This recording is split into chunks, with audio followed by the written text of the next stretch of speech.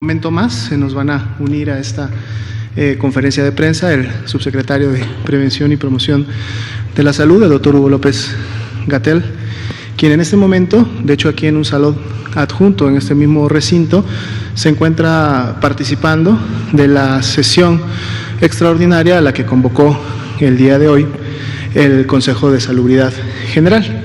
Precisamente en estos momentos están por presentar los acuerdos y compromisos y llevar a cabo las votaciones correspondientes y bueno, parte también del tiempo que tenemos destinado para la conferencia de esta noche estará enmarcada en poderles transmitir la información de lo que se llevó a cabo en la sesión correspondiente y en un momento más precisamente el doctor Hugo López-Gatell nos podrá comentar en relación a los acuerdos y compromisos a los que llegó este Consejo el día de hoy. Vamos a iniciar entonces con el panorama nacional sobre todo, porque de hecho, permítanme comentarles que hoy día tenemos una novedad que no había ocurrido en ocasiones anteriores.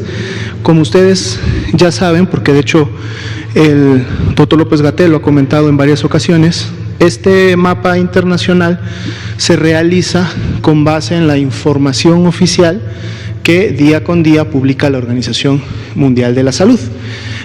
Un poco similar a lo mejor a lo que comentábamos el día de ayer, en donde nos preguntaban que si había un desfase con los estados o que si la información no estaba todos los días lista o algo por el estilo. Y comentábamos precisamente que los estados salían a dar sus resultados y podían hacerlo en cualquier momento, dado que ellos lo tienen inmediatamente de sus laboratorios estatales de salud pública. Siempre se les comunicó que ellos cuando tuvieran su resultado y quisieran darlo a conocer a su público, a su población estatal en este caso, pues bueno, son los más indicados para salir oportunamente. Nosotros tomamos luego la información que ellos registran en la plataforma en línea, que es una plataforma nacional, y entonces para el corte de las 7 pues estamos actualizando la información. Pues bueno, algo similar pasa con la Organización Mundial de la Salud y todos los países en el mundo que reportamos.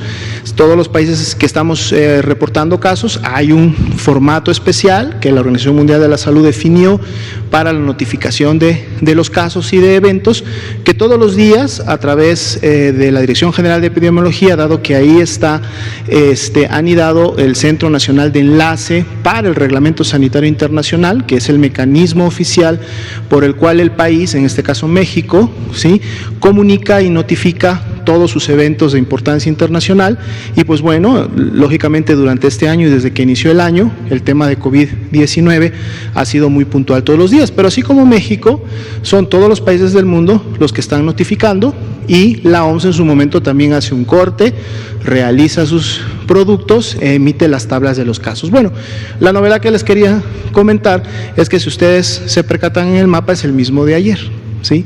Es el mismo de ayer porque el día de hoy la OMS hasta el corte estuvimos dando una oportunidad hasta las 6:30 de la tarde, que es cuando nosotros pasamos como hora límite los productos a la producción para poder tenerlos en su pantalla. Bueno, hasta las 6:30 de la tarde, el día de hoy la OMS no había todavía actualizado sus números, ¿no?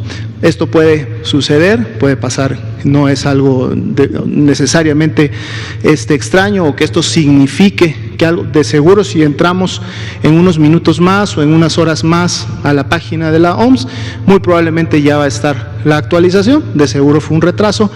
Esperemos que para mañana podamos tener la información como normalmente acostumbramos tenerla.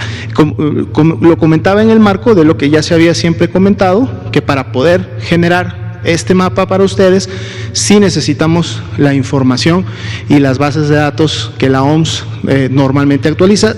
No consultamos otras fuentes, si bien es cierto muchos países publican o están publicando sus datos, o hay otros medios o organizaciones civiles, internacionales inclusive, que tienen inclusive aplicaciones o mapas interactivos en las páginas, muy buenos, porque tarde que temprano vamos viendo cómo estos se alinean muchas veces a la información que hay y de todas maneras son motivo de referencia, de consulta de la información, pero nosotros para presentar sí una información oficial nos tenemos sí que referir a la información internacional oficial, que es la que la OMS publica. Entonces, solamente explicado y dicho esto un poquito en el proceso, pasaríamos sí a nuestro panorama nacional, que ese lógicamente sí depende de nosotros, de los cortes que hacemos en el día a día, y pues bueno, esta sería la actualización para las últimas 24 horas. El día de hoy salimos con 164 casos confirmados.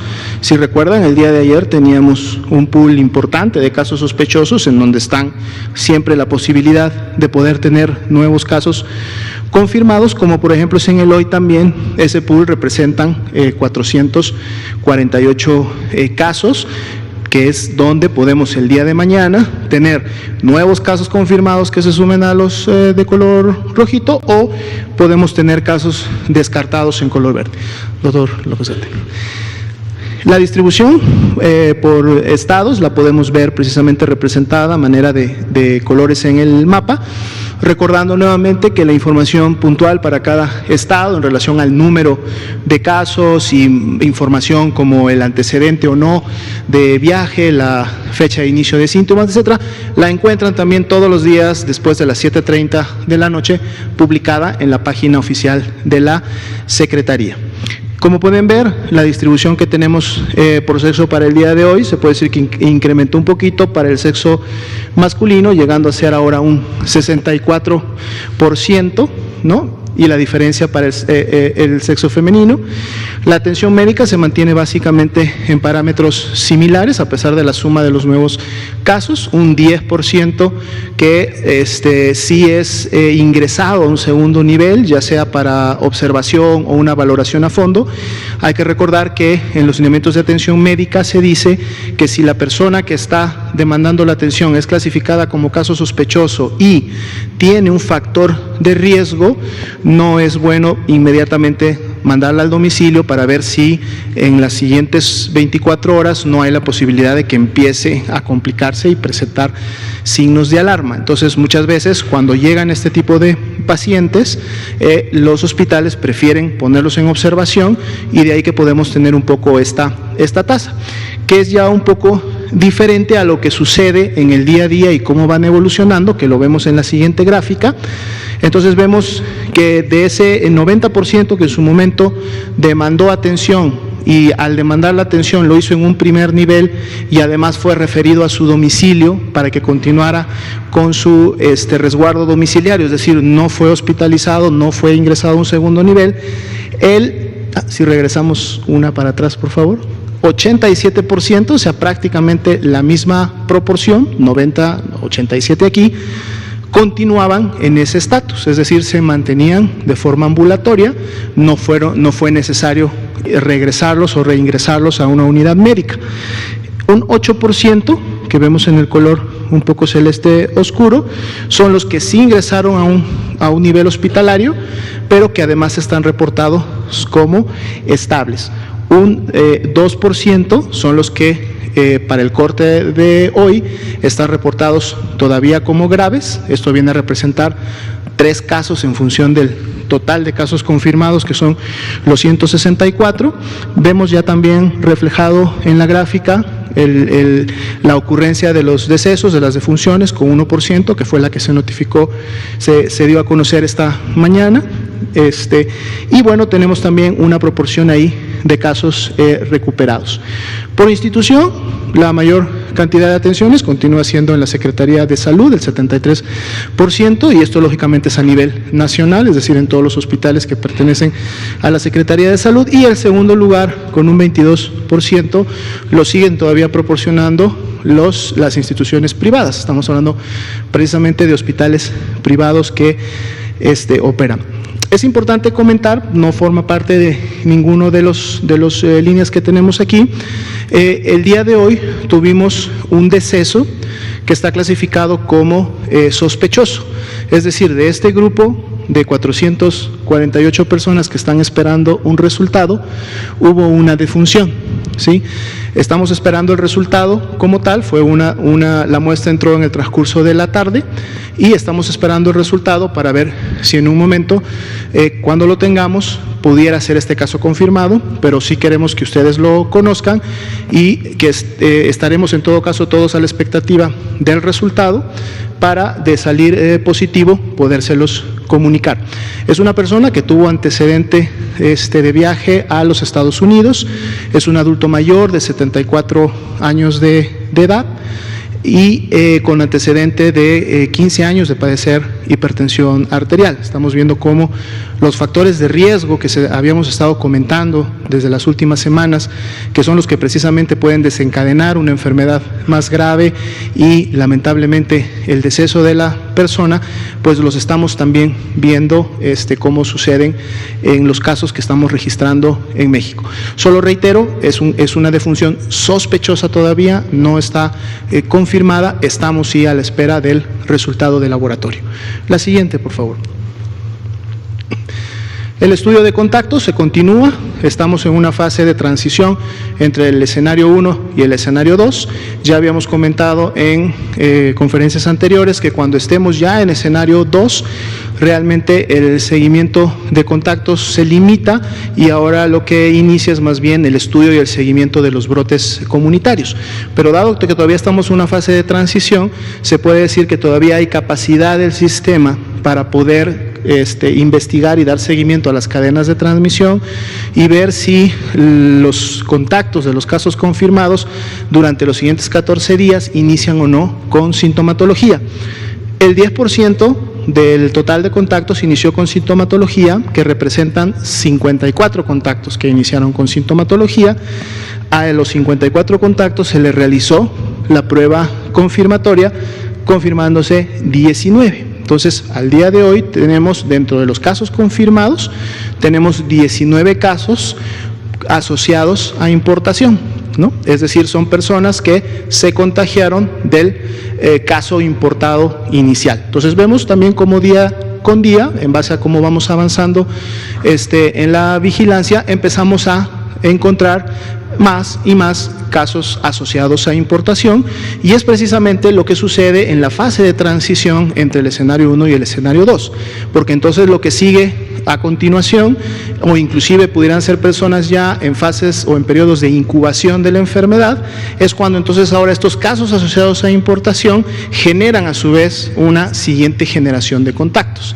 Y en la medida que esto se va expandiendo o dispersando, entonces empezamos a ver y a notar los brotes comunitarios, que son los que empiezan ya a caracterizar en sí un escenario 2 como tal, y en la medida como este se va incrementando, como la transmisión se va realizando, pues estaríamos transitando sobre él en miras a lo que podría ser más adelante el escenario 3 del que siempre habíamos comentado.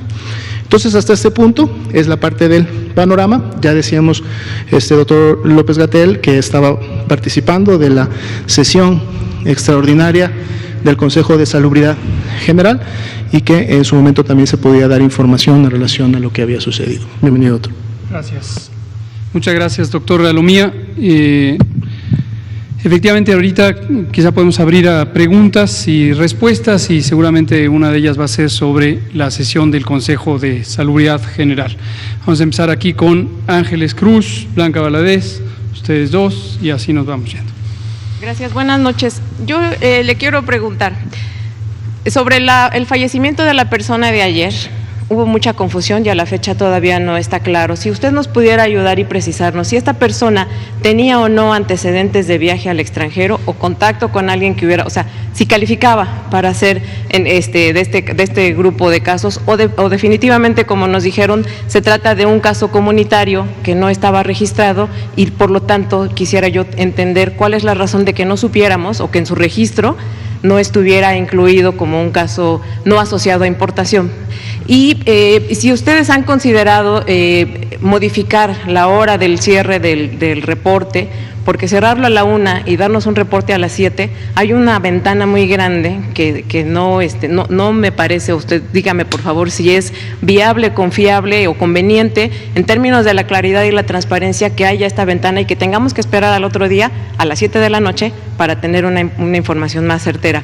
Y sobre las pruebas, ya le hemos preguntado, yo misma ya le he preguntado, pero quiero insistir, lo que ocurrió mismo ayer y lo que nos han dicho también de que cuántas personas acudieron al Vive Latino con síntomas o enfermedad del coronavirus o siendo portadores simplemente, no habla de una necesidad de hacer una búsqueda intencionada de personas para evitar que haya una mayor dispersión comunitaria y anticiparnos de esa manera a la prevención y a una menor afectación de personas. Gracias. Muchas gracias. Le pido al doctor Alomía, que tiene la información más fresca de todo esto.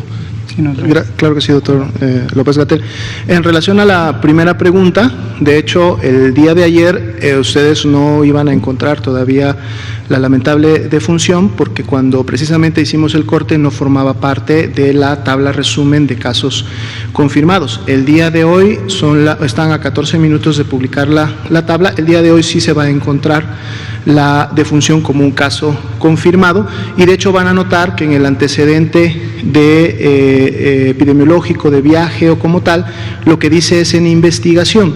Dice en investigación porque de la información que tenemos hasta el momento, que se recabó del estudio de caso, el cual fue levantado por el personal epidemiológico del Instituto Nacional de Enfermedades Respiratorias, identificaron que esta persona había tenido contacto en un periodo de incubación, o sea, es decir, con la posibilidad de un contagio, a 2 personas que habían desarrollado sintomatología.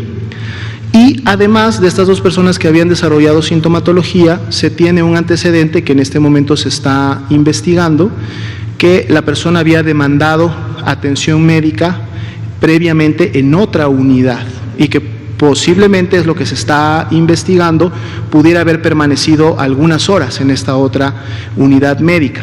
Entonces, estas 2, fuentes de investigación o líneas de investigación, todavía están abiertas la posibilidad de poder encontrar una cadena de transmisión, porque dependiendo si estas 2 personas con las que tuvo contacto y que eran sintomáticas respiratorias pudieran estar en la base de datos de casos confirmados o sospechosos, o en su momento hubieran tenido algún antecedente de riesgo, no se podría descartar esta posibilidad.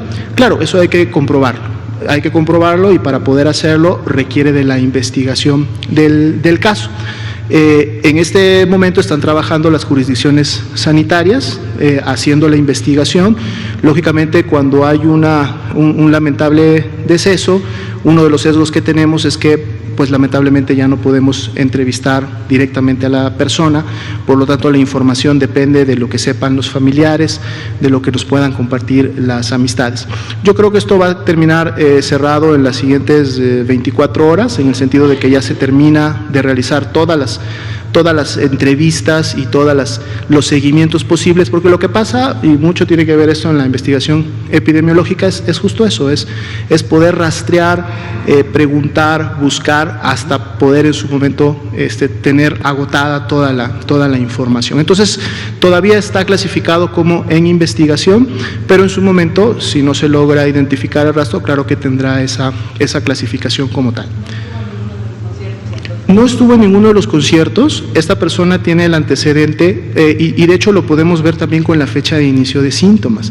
La fecha de inicio de síntomas es muy anterior, casi una semana antes de los conciertos que se llevaron el fin de semana.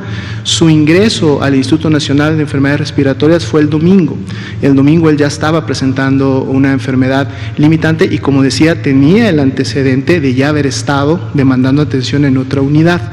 Entonces, esta persona no fue definitivamente a los eventos del fin de semana, además que la sintomatología, más allá de este tiempo, inició todavía casi 5 o 6 días antes de ese fin de semana. Pero hay otros 2 que sí estuvieron en conciertos, en eventos masivos. Bueno, pudiera haber un antecedente, se tendría que verificar puntualmente los periodos de incubación, como para ver si la posibilidad entre el inicio de síntomas y los periodos de incubación, que sabemos que en el hoy la media está entre los 5 y los 6 días, permitirían suponer que el contagio se pudo haber dado en un día determinado. ¿no? Si son casos recientes, realmente la posibilidad es muy poca, porque estamos hablando que necesitamos al menos 6 días hacia atrás de la fecha de inicio de síntomas, no del día que se hace el diagnóstico, sino de la fecha en la que los signos y síntomas inician, para entonces poder generar un supuesto de dónde pudiera haberse dado el contagio. Es parte, de hecho, de la investigación que se lleva a cabo en un momento determinado. Gracias. Sobre el reporte, doctor. El cierre, el corte. Sobre el corte. Sí, de hecho, la razón por la que se corta a esa hora es porque la integración de todos los productos salen de diferentes áreas de la Dirección General de Epidemiología. La Unidad de Inteligencia Epidemiológica y Sanitaria prepara el panorama internacional, dado que es quien tiene las fuentes oficiales con la Organización Mundial de la Salud y es la entidad que además hace el monitoreo de diferentes eventos. La Dirección de Investigación Operativa es la que realiza el corte de la base de datos y la pasa a los técnicos correspondientes para que hagan todo el trabajo de mapeo, de integración, de generación de gráficos. En función de la recarga que significa, porque no solamente es el trabajo de tomar la base y preparar los productos, sino que se requiere de mucho trabajo previo, técnico, de comunicación con todas las entidades federativas, sobre todo aquellas que han notificado casos confirmados en las últimas 24 horas después del último corte. De hecho, cuando ellos cortan a la una, no es que a la una ya solamente se dedican a hacer estos productos, ellos cortan, pasan el producto al área correspondiente y ellos siguen trabajando con los estados para poder tener lista la información para el siguiente corte. El poder saber los contactos, cómo han sido abordados, qué seguimiento se les ha dado, si tuvieron o no tuvieron les cursaron o no la prueba a los contactos que se volvieron sintomáticos, si estos se confirmaron, dónde están, es todo un trabajo de seguimiento que sí se hace desde la Dirección General de Epidemiología, pero es una interacción con los estados.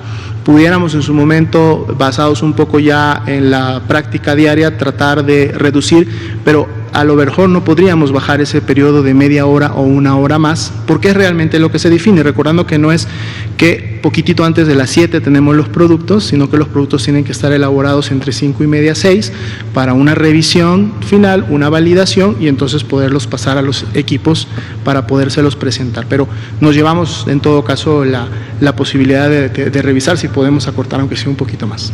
Gracias, doctora. Mía, vamos con Blanca Valadez, los dos compañeros aquí. Nos seguimos por allá. Si no han considerado o reconsiderado adelantar, o sea, hacer pruebas masivas a más personas, ir a buscar a los que pudieran estar afectados.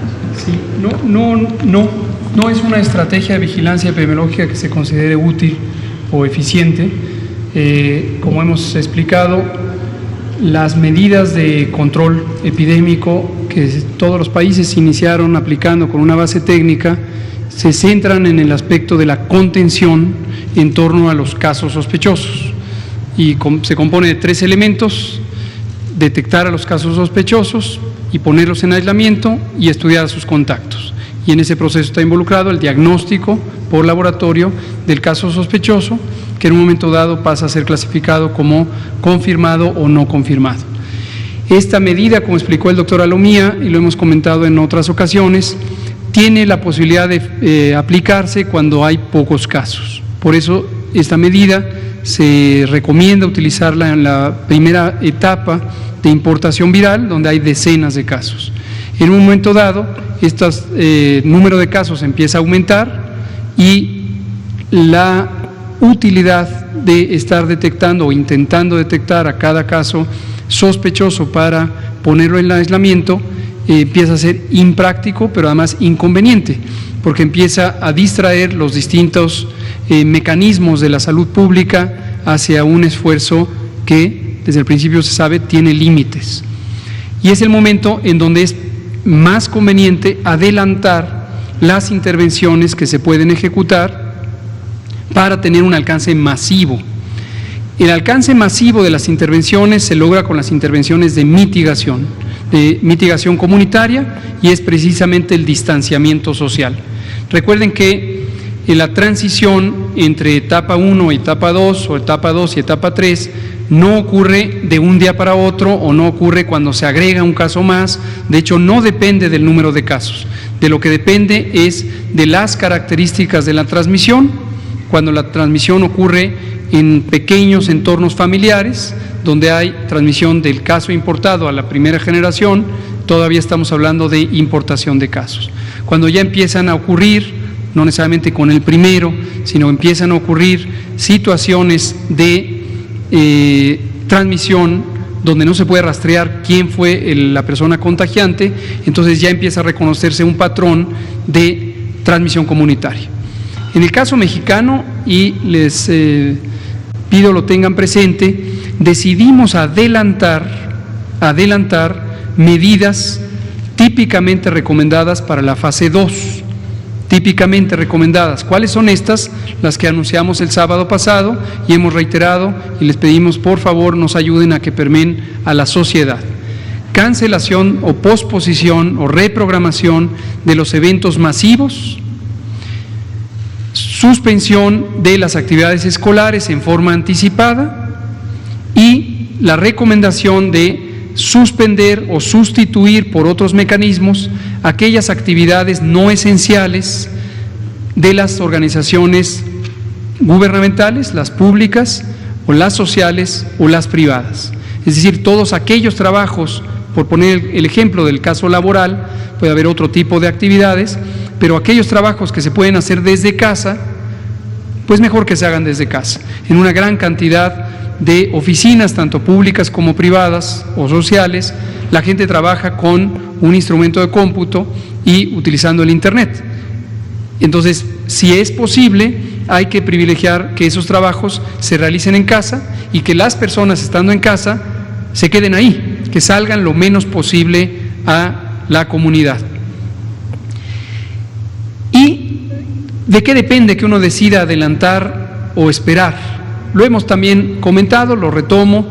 Uno siempre quisiera tener las intervenciones lo más pronto posible para evitar la mayoría de los casos, o todos potencialmente los casos. Pero una intervención aplicada demasiado temprano tiene poca utilidad porque ocurre en un momento de muy baja transmisión y en cambio prolonga el periodo en el que la sociedad tiene afectadas sus actividades de sustentación. La alimentación, el servicio de limpia, el servicio de agua, el servicio de provisión de insumos generales para la vida diaria, y eso tiene un límite. Una sociedad no puede estar congelada por demasiado tiempo antes de entrar en una crisis y colapsarse. Entonces, este es un delicado balance que depende precisamente del análisis del que habla el doctor Alomía. El boletín o el comunicado técnico es la síntesis para propósitos de comunicación de un proceso de análisis que se realiza todos los días. Y ahí es donde uno va identificando la necesidad, la oportunidad y la factibilidad de que se hagan las intervenciones. Buenas noches. Blanca. Blanca Valadez, de Grupo Milenio. A mí me gustaría, yo sé que ya nos comentaron que en 24 horas tendrían la situación de la persona que murió, pero ¿qué pasa con la esposa o la pareja que estuvo en contacto con él y estuvo también en el hospital? Y bueno, estuvo incluso con compañeros de los medios de comunicación. ¿Qué es lo que ahí va a proceder o están procediendo? No sé si ya le hicieron a la señora la prueba o está en un proceso de aislamiento. También preguntarles, ahorita ya hay una serie de protestas, no solamente en el INER, sino también en el ISSSTE y en diferentes hospitales que se quejan de que no hay insumos. La gente también se está quejando de que están pagando los servicios de salud cuando se supone que no tendrían que pagarlos. Comentarle, si una unidad médica, por ejemplo, en esta situación, niega una atención médica, como pasó en este caso que se está investigando, ¿a qué delito o a qué tipo de responsabilidad podría caer? Y hablo también de los hospitales privados, que ayer nos mostraron que también tiene capacidad hospitalaria como parte de hacer frente a la pandemia. Yo sé que ustedes no son parte médico, pero la persona de 74 años es saber dónde fue su contagio y si esta persona está en el sector privado o público. Y bueno, perdón el abuso, pero sí me gustaría saber, Estados Unidos y Canadá ya declararon estado de emergencia, ellos ya cerraron su frontera de manera unilateral. En este Consejo se está contemplando un plan parecido, es decir, usted nos ha dicho constantemente que esta no es una emergencia, pero no sé si están tratando de cambiar esa estrategia, considerando que los dos países ya lo determinaron y de esta manera pues forma parte de los acuerdos del Consejo. Gracias. Con mucho gusto. Centrémonos en lo que es más relevante para la información pública de una epidemia. Centrarnos en casos específicos que no son representativos de un fenómeno de la dinámica de la epidemia, pues es un poco menos informativo. Le voy a contestar lo del Consejo de Salubridad General y el significado de sus decisiones. En algunos países, es el caso de Estados Unidos, es el caso de Argentina, es el caso de algunos países europeos, desde tiempo atrás, cuando ellos vivieron etapas de intensa transmisión, que ya hemos dicho que en general están un mes más afectados que nosotros, porque México entró a la epidemia gruesamente un mes detrás, decidieron tomar algunas disposiciones respecto a sus órganos que gobiernan la salubridad general, que podrían ser hasta cierto punto los equivalentes de nuestro Consejo de Salubridad General. En cada país, la palabra emergencia tiene un significado diferente. ¿Por qué razón? Porque obviamente los marcos legales son diferentes y el fundamento técnico de las declaraciones de emergencia o las declaratorias de emergencia es diferente. En muchos países, declarar una emergencia implica solamente o principalmente el que se puedan disponer legalmente fondos especiales para contender con un fenómeno. Puede ser un desastre natural, puede ser un fenómeno sanitario, etcétera. En nuestro país no tenemos un marco legal tan restrictivo que nos impida contender efectivamente contra esta epidemia. Como explicamos hace unos pocos días que vino el doctor Ruy López Ridaura acompañando al doctor Alomía, mostramos cómo hemos estado teniendo la posibilidad de utilizar recursos específicamente destinados para el propósito de comprar los insumos adicionales que se requiere para los casos adicionales que esta enfermedad va a producir y que obviamente en ausencia de esta epidemia no se produciría. No hemos tenido dificultad alguna, entre otras muchas razones, porque existe la voluntad política del gobierno de actuar tempranamente, de actuar de manera integrada, de actuar de manera efectiva, y el propio presidente de la República ha tomado cartas en el asunto desde los primeros días de la preparación, contemplando que podemos tener algunas economías con reducciones de gasto superfluo que hay todavía en algunas partes del gobierno y destinarlos prioritariamente para la salud. Entonces, en ese sentido es que vamos bien. Les platico de la reunión que acaba de terminar, es la razón por la que llegué algunos minutos tarde aquí a la conferencia. Hoy ocurrió la sesión extraordinaria del Consejo de Salubridad General. Para que toda la audiencia conozca, el Consejo de Salubridad General es una autoridad de salud. Las autoridades de salud previstas en la ley son el presidente de la República, el secretario de Salud, el Consejo de Salubridad General, que es la única autoridad colectiva formada por muchas personas, pero la preside el presidente de la República, y la autoridad estatal. Los gobiernos estatales son autoridad sanitaria. El Consejo está formado por la representación de muchas de las dependencias de la Administración Pública Federal, de las Secretarías de Estado, el Consejo Nacional de Ciencia y Tecnología, de las instituciones académicas, por ejemplo, la Universidad Nacional Autónoma de México. Participa también algunos representantes de la sociedad civil, por ejemplo, las fundaciones, Funsalud es un invitado permanente, y hay algunos miembros que votan, que son básicamente las instituciones públicas, y hay algunos que dan opiniones pero no votan. La decisión está en manos del gobierno. La utilidad del Consejo es poder tener una identificación de los distintos aspectos que están involucrados en el manejo de una epidemia, tanto en el aspecto puramente de salud como de otros aspectos que tienen que ver con lo social, con lo económico, con el bienestar, con la participación de las instituciones académicas, con la investigación científica necesaria para el manejo de la epidemia, etcétera, etcétera. Entonces, desde hace algunos pocos días ha existido en la sociedad, al menos aquella que está representada por grupos selectos de personas académicas o con historia previa de trabajo en algunos poderes de la Unión, y se ha sido expresada por algunos de los comunicadoras y comunicadores. La idea de que es indispensable convocar al Consejo de Salubridad General. Lo primero que es útil aclarar es que, la expresión que se ha usado es instalar el Consejo. El Consejo se instaló en 1917.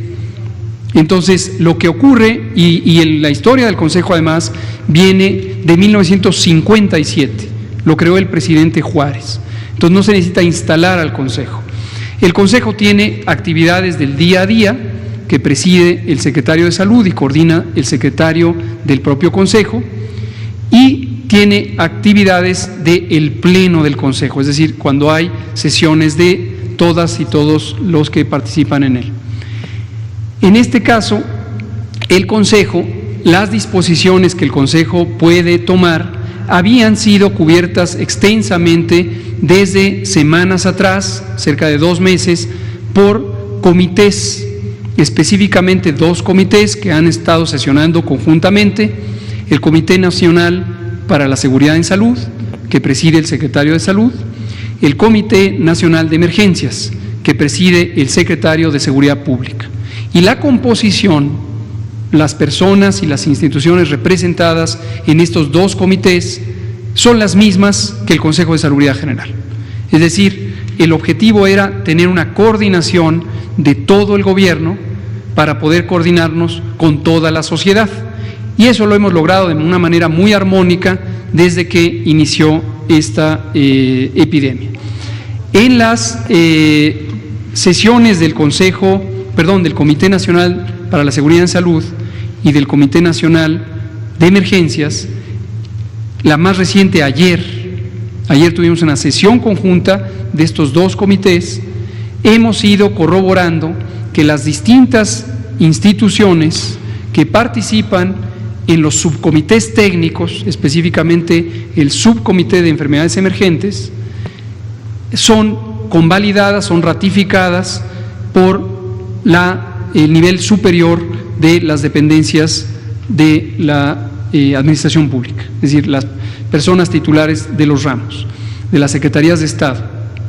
Hoy, sin embargo, hemos participado en la sesión del Consejo, está terminando en estos momentos, y fue productiva porque permitió, acaso una vez más, corroborar que existe consenso entre instituciones, y en este caso organizaciones sociales de muy variada naturaleza, orientación y atribuciones, en que el plan integral que México inició con su monitoreo y alerta temprana en diciembre de 2019 y ya de manera más formal en enero de 2020, y que ha continuado, es el plan correcto para enfrentar científica y técnicamente esta epidemia. Allá atrás. Estaban ustedes. Ya, hay que dar la palabra a otros porque si no nos atascamos. Alejandro Cosplainunia. Yo tengo 3 preguntas. Si se implanta, ¿va a ser una sesión permanente del Consejo de Salubridad o se cerró?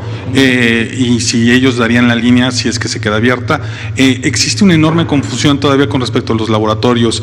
Siguen preguntando si pueden o no hacerlo, si nos puede aclarar algo al respecto. Y finalmente, yo creo que no he hecho bien mi trabajo o no hemos hecho bien nuestro trabajo, porque un juez está pidiéndole mayor información acerca de las medidas preventivas y de las acciones, y desean más información y presentar más acciones con respecto a la detección. También su comentario al respecto. Muchas gracias. Déjeme empezar por la última pregunta. Efectivamente, nos llama la atención que amplios sectores de la sociedad han estado informados por distintos mecanismos que tiene el gobierno federal. Por ejemplo, en toda la estructura de los programas sociales de bienestar, tenemos la posibilidad de tener comunicación literalmente en tiempo real con cerca de 21 millones de personas. Y esto ha sido muy benéfico porque desde hace varias semanas la Secretaría de Bienestar, quien coordina todo este aspecto, ha permeado ya de tiempo atrás distintos mensajes que, sobre todo en las comunidades prioritarias en términos de el gasto social y los programas sociales, están familiarizadas con este fenómeno. En ciertos ámbitos de la sociedad, particularmente algunos ámbitos urbanos, pareciera que existe un impacto muy negativo de la desinformación. Y la desinformación posiblemente solo podría atribuirse a un efecto intencional de circular noticias falsas, como lo hemos visto en varias ocasiones, incluyendo cuando se anunció sin una verificación apropiada que había muerto la primera persona con coronavirus. Afortunadamente no fue el caso. O, por ejemplo, lo que ocurrió hoy, que circularon 2 laboratorios privados, y voy a decir sus nombres, los laboratorios Chopo y los laboratorios Biomédica de Referencia, circularon en redes sociales una pequeña ficha informativa con los logotipos de estas compañías, diciendo que por disposición de la Secretaría de Salud no podían realizar la prueba del coronavirus. Por supuesto, a reserva de que alguien también esté implantando o suplantando la identidad de estos laboratorios y después ellos puedan demostrar de manera creíble a la sociedad que ellos no fueron quienes circularon esta noticia o esta información, que podría interpretarse quizá como confusa en el menor de los casos. ¿Cuál es la realidad? No existe disposición alguna de prohibir el diagnóstico realizado por instituciones o organizaciones privadas. Lo vuelvo a decir, la Secretaría de Salud, el Gobierno de la República, no está impidiendo que empresas privadas de diagnóstico o bien hospitales realicen la prueba. No solo eso, desde que inició la preparación y se instalaron los grupos técnicos para el manejo de los planes de esta contención y mitigación y demás de esta epidemia, se invitó a distintas compañías privadas de hospitales y de laboratorios que han estado trabajando de manera muy armónica con el gobierno en la preparación.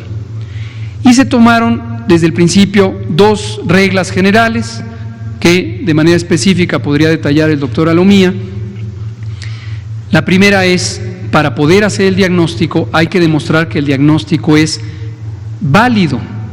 Esto quiere decir que la prueba se hace correctamente, siguiendo los estándares nacionales e internacionales que la entidad correspondiente, que es el Instituto de Diagnóstico y Referencia Epidemiológicos, INDRE, acredita.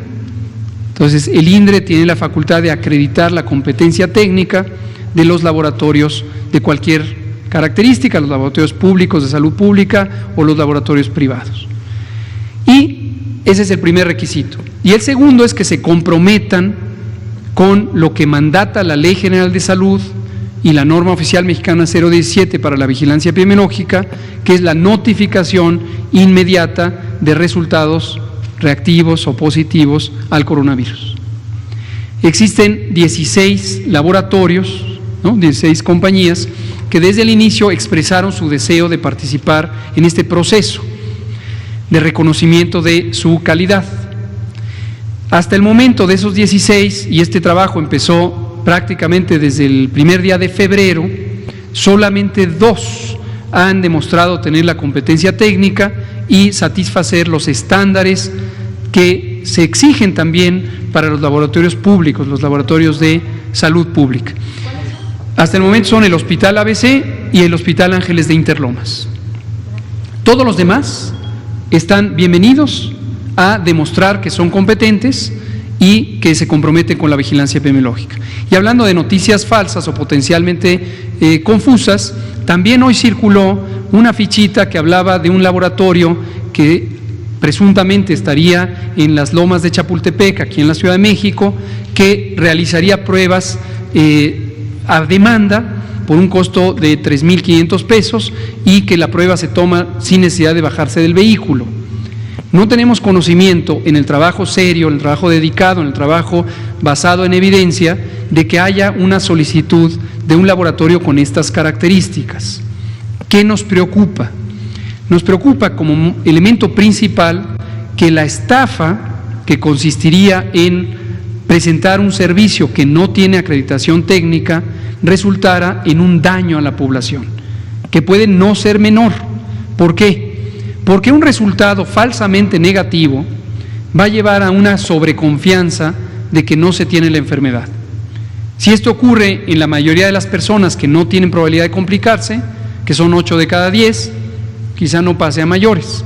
Pero si esto ocurre en un adulto mayor, en una mujer embarazada, en alguien con enfermedad crónica, le puede llevar a una mala decisión de no acudir a atención médica y entonces perder la oportunidad de que sea atendido. Por supuesto, la otra preocupación es que pudiera ser una estafa en términos económicos, ¿verdad? Pero bueno, vámonos más rapidito. Entonces, usted y por allá nos vamos a 3 mujeres por allá, Melina y ustedes 2. Itzel, gracias. Por favor. Buenas noches, Patricia Rodríguez Calva de Grupo Imagen. Primero, una precisión para el doctor Alomía. Cuando usted habla de que la persona que falleció ayer no estuvo en festivales, me lo precisa, se refería al Vive Latino, porque tenemos el reporte, si es falso, dígame, que esta persona acudió a un festival en el Palacio de los Deportes el 3 de marzo, un festival de un grupo que se llama Ghost, y ahí pues hubo, algún otro tipo de contagio. No sé si eso lo están considerando, porque entiendo que fueron el 9 de marzo cuando presentó los síntomas, pero el festival fue el día 3 de marzo. Eso por una parte. Por la otra, si se reunió el Consejo General de Salubridad, ¿quiere decir que ya estamos a nada de entrar a la fase 2, que esto se podría anunciar entre hoy, mañana o antes del fin de semana? Déjeme contestar esta y ahorita vemos el punto. Sí, gracias. Curiosidad sobre un caso específico. No, simple y llanamente no. El órgano de autoridad sanitaria colegiado llamado Consejo de Salubridad General se reúne o se puede reunir con distintos propósitos y no se necesita que haya una sesión ordinaria o extraordinaria de este Consejo para ir implementando los distintos elementos del protocolo técnico de respuesta a esta epidemia. Entonces, no tengan esa expectativa. Esta es una expectativa también un tanto desconectada de la realidad, en el sentido de que se necesitara una sesión especial para que entremos a la siguiente fase. Como hemos dicho, el identificar de manera fragmentada, de manera discreta, las distintas fases es solo para ayudar a la comunicación social. Este es un cambio continuo del día a día, de horas, de semanas. Este es un cambio progresivo. No es de que a partir del caso número 102 ya estamos en la siguiente fase. No es que a partir de haber perdido la trazabilidad de 6 casos ya estamos en siguiente fase. Los criterios se van evaluando y lo relevante de las distintas fases es el poder implementar en la manera más oportuna, donde son más efectivas y donde es factible, donde es posible, porque hay otros elementos que lo facilitan, las intervenciones. Y lo ilustro precisamente con las 3 intervenciones masivas de distanciamiento social que tienen un impacto mayúsculo, mayor, sobre la reducción de la velocidad de transmisión. En el caso del calendario escolar, aprovechamos la enorme oportunidad que nos brinda tener las vacaciones ya contempladas de Semana Santa. A estas les agregamos unos pocos días antes y ganamos todo un mes de reducción de la transmisión. Entonces fue el momento de oportunidad y México, a diferencia de varios otros países, de Italia, de España, de Estados Unidos, México se adelantó con las medidas clásicamente recomendadas para la fase 2, preferimos hacerlas desde la fase 1. Y pocos países han hecho lo que México, adelantarse. Entonces, ayúdenos, por favor, a diseminar que estas medidas están ya en práctica desde el sábado pasado para que la gente tenga una visión muy clara que algunos grupos sociales han estado promoviendo. Quédate en casa, quédate en casa. Si no es indispensable que salgas, quédate en casa. Si alguien más puede ir por ti al supermercado a resolver un trámite que no se puede posponer, quédate en casa. Si te quedas en casa, si se quedan en casa tus familiares, si nos quedamos en casa todos, hasta donde sea posible, sin afectar importantemente nuestra estabilidad económica, social, alimentaria, le vamos a hacer un bien a nosotros, a nuestras familias, a la sociedad. Quédate en casa siempre que sea posible, quédate en casa hasta que pase el momento de esta epidemia. Vamos a dar, creo que nos queda tiempo para 2. Melina, perdón. ¿Hubo acuerdos el 3 de marzo porque ahí hubo pues una concurrencia sí, más? Rápidamente, definitivamente no en el Vive Latino, sí. Y lo comentamos porque eso circuló mucho en redes y queremos ser claros, no. Y tiene un antecedente de haber visitado no un evento masivo, sino más bien un evento público en un restaurante privado. Ese es el único evento de contactos que tiene, no un evento masivo, es de la investigación de hoy. 2 últimas preguntas, Melina e Itzel, por favor.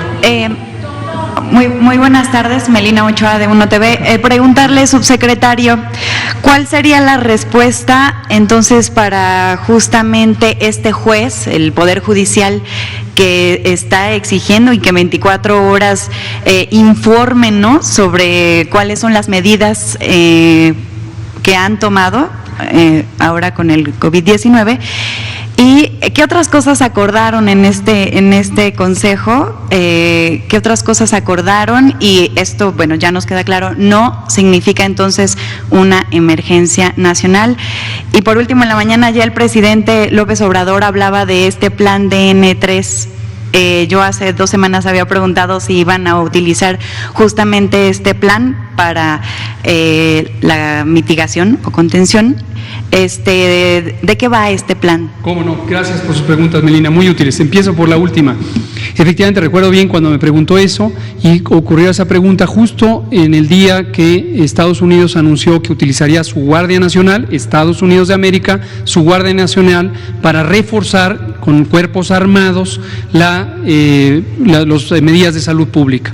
Esto es improcedente para los criterios de un país como México y asumo que también de muchos otros países donde reina la paz pública y hay colaboración de la ciudadanía. La Guardia Nacional no tiene como propósito combatir los virus, porque los virus no se combaten con armas, se combaten con medidas de distanciamiento social, lavándonos las manos, protegiendo el estornudo, quedándonos en casa si es posible.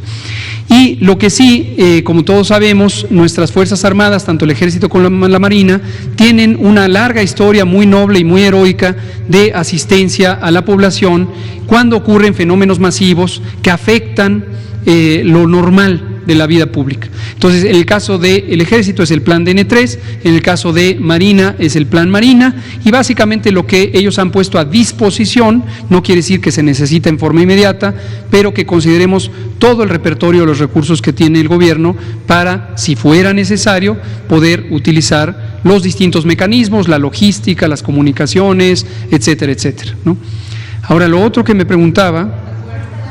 ¿Qué otras cosas? Le leo los acuerdos del juez, muy rápidamente le digo, no conozco el escrito formal del juez o lo que haya dispuesto. Si lo que pide es información, pues con gusto le vamos a contestar. Gracias, como se puede mostrar en múltiples evidencias, incluida la vivencial de todas estas conferencias de prensa, aquí está la información, está el micrositio, están las comunicaciones que tenemos en los estados, están las minutas de los comités, subcomités y ahora el Consejo. Entonces hay evidencia profusa de que existen las medidas. En México empezaron con el monitoreo y alertamiento temprano el 31 de diciembre de 2019.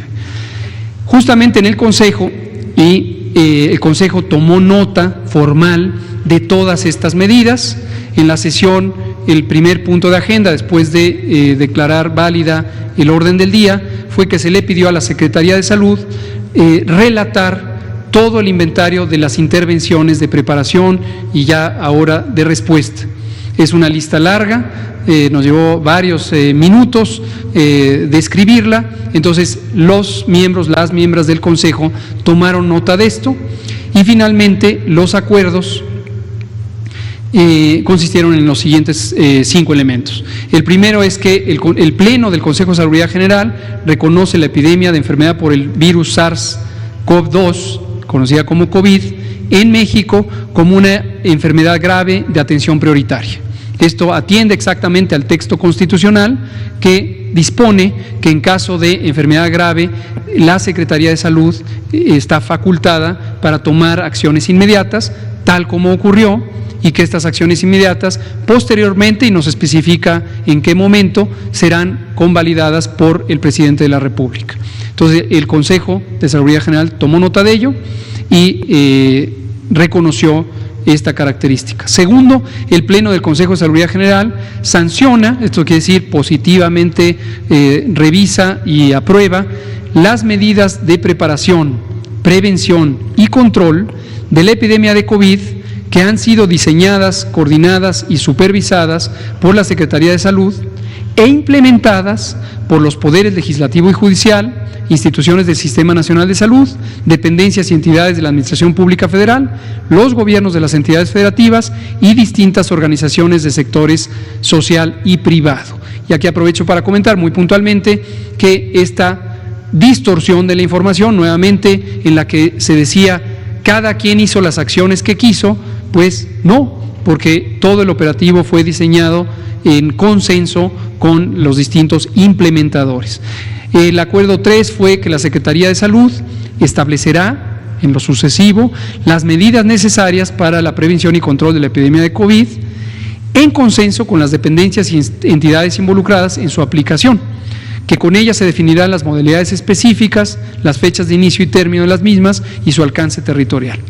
En el cuarto, el Consejo de Salubridad General exhorta a los gobiernos de las entidades federativas en su calidad de autoridades sanitarias y en general a los integrantes del Sistema Nacional de Salud a definir a la brevedad los planes que han estado preparando de reconversión hospitalaria y expansión inmediata de la capacidad que garanticen la atención oportuna de los casos de COVID que necesiten hospitalización. Esto, como habíamos comentado también, llevamos ya 4 semanas de trabajo técnico en donde las 32 gobiernos estatales y todas las instituciones públicas del sector salud han estado preparando sus planes y lo que hoy les requiere el Consejo es que los integren ya donde hay convergencia territorial. Por ejemplo, en la Ciudad de México participa el IMSS, participa el ISSSTE, participan los hospitales federales, participa la Secretaría Estatal, es decir, la Secretaría de Salud de la Ciudad de México, y ahora toca integrarlos. Y por último, el Consejo de Salubridad General se constituye en sesión permanente hasta que se disponga lo contrario. Aquí terminamos. Muchas gracias. Gracias.